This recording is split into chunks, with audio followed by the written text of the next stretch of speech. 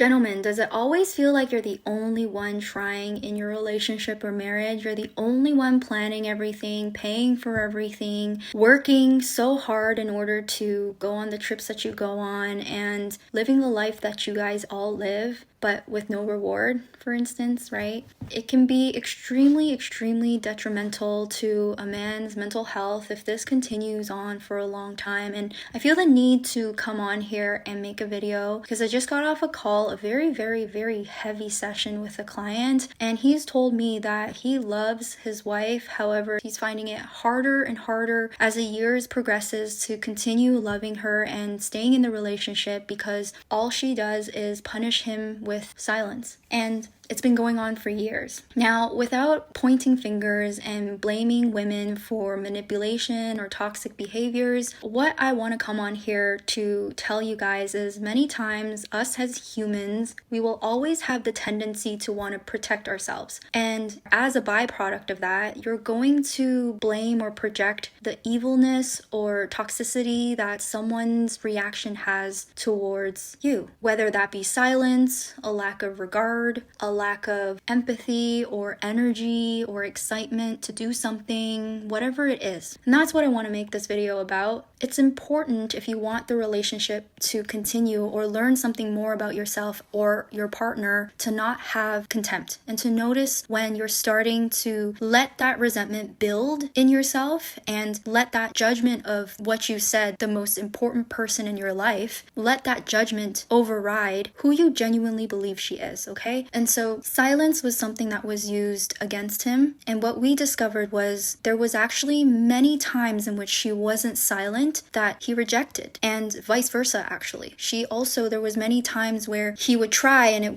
he was also rejected. And so in realizing that, by dropping contempt and resentment, there was some change and enlightenment in him. So that's what I wanted to talk about. If you're starting to feel like the victim or that you're in a one-sided relationship and it genuinely feels that way and it's eating you up, I'm not trying to gaslight you and say like, okay, you're crazy and you're not, but therapy does help you reflect on the blind spots and the miscommunication or misinformation that your brain sometimes does to you. And so it's important to have a second person give you more strategies to be aware of that, okay? And so if you're interested in understanding if there's sides to you or what I call the shadow sides of you that you don't understand enough, that could be sabotaging your marriage or relationship, that's what therapy does. And feel free to book a one-on-one call with one of our therapists to talk about it a little bit more, because realizing that you may have not noticed that you could have been a culprit as much as she has, as simple as taking a therapy